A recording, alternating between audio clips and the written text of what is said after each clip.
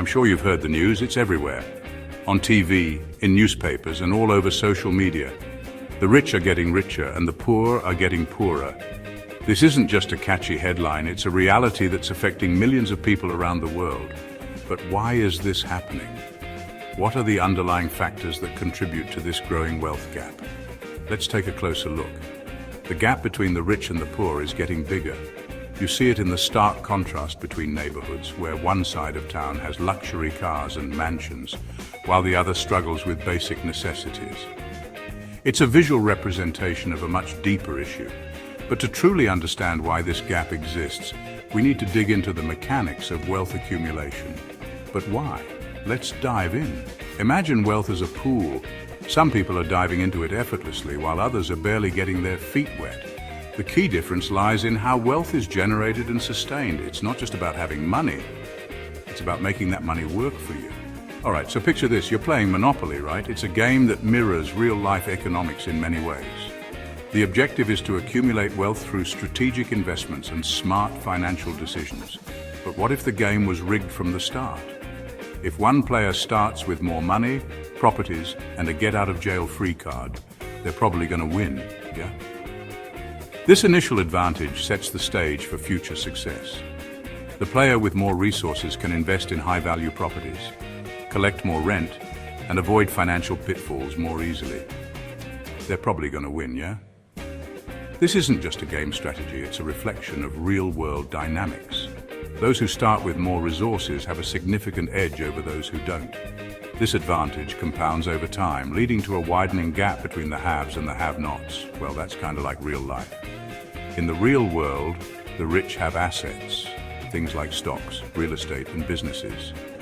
These assets generate income and appreciate in value, creating a cycle of wealth accumulation that is hard to break into if you're starting from scratch.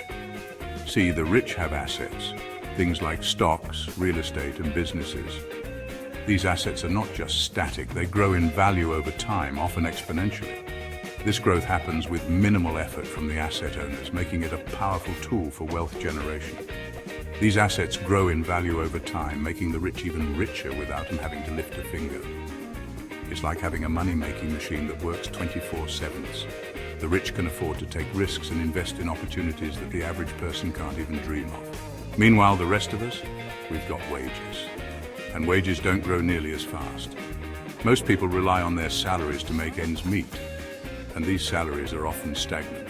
Even with hard work and dedication, it's challenging to get ahead when your primary source of income is limited. And don't even get me started on taxes.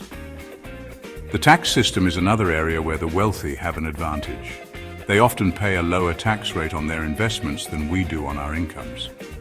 This is because capital gains and dividends are taxed at a lower rate than ordinary income. The wealthy often pay a lower tax rate on their investments than we do on our incomes. This disparity in tax rates means that the rich can keep more of their earnings, further accelerating their wealth accumulation.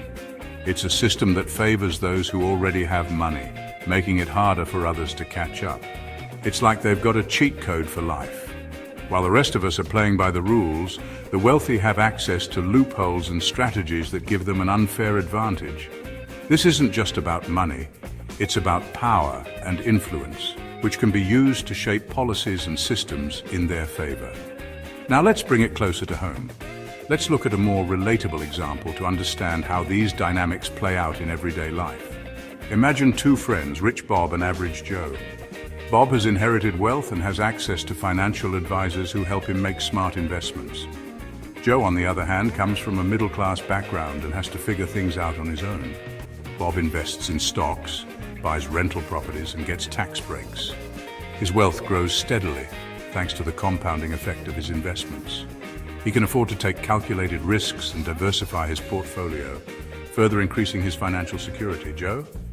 He's working 2 jobs just to pay the bills. He doesn't have the luxury of investing in high-return assets because his income barely covers his expenses. Any unexpected expense can throw his finances into disarray, making it nearly impossible to save or invest. Bob's wealth grows while Joe's stuck in place. This isn't just about individual choices, it's about systemic advantages and disadvantages that perpetuate the cycle of wealth inequality. The rich get richer because the system is designed to make it easier for them to do so. So what's the takeaway? Understanding these dynamics is crucial if we want to level the playing field. It's not just about working harder, it's about working smarter and being aware of the opportunities and pitfalls that exist in our financial system. The system's a bit skewed, but understanding it is the first step to leveling the playing field. Stay savvy, folks. Catch you next time. Knowledge is power. And by educating ourselves about these financial dynamics, we can make more informed decisions and advocate for a fairer system. Until next time, stay informed and stay empowered.